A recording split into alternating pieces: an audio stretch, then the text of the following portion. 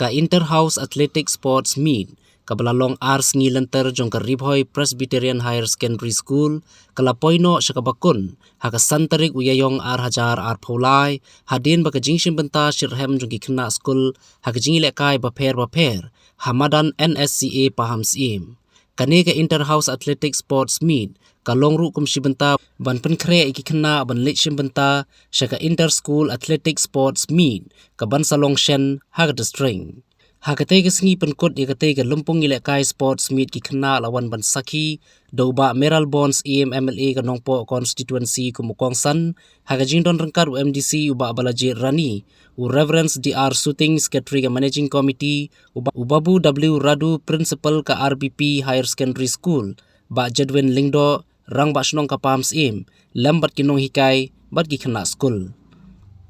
Nakaliang gibor pnia school kila samru ki khusnam shkinong job hakchingile kai baper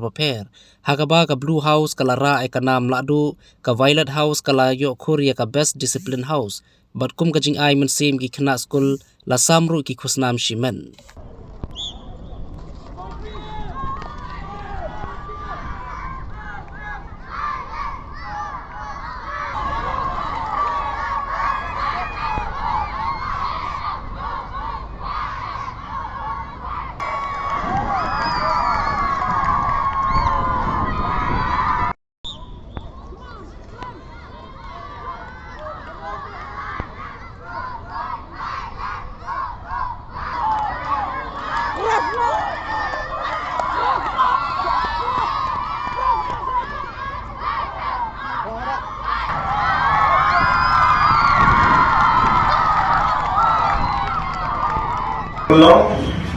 ya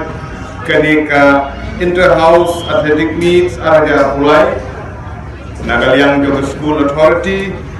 yang kena school baru jogo school RBP Higher Secondary School Nongpo kadai kumsi benta badagaliang jong ki kena school KBI niyo panisim benta akini kita kai disiplin berher Ngelayo pan sakhi ya kijingile kai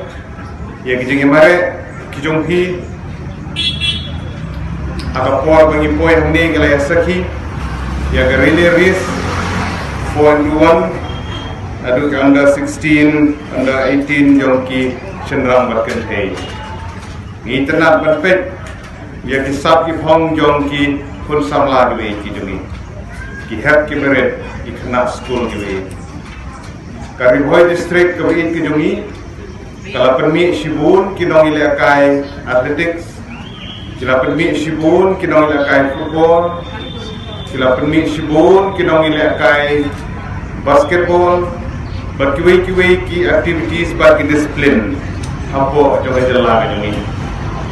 ki kun samla apo otham Ribhoy nimsham la sadin hak athletics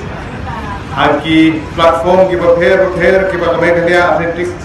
meet kami julong, katanya Ribhoy ke jupan meet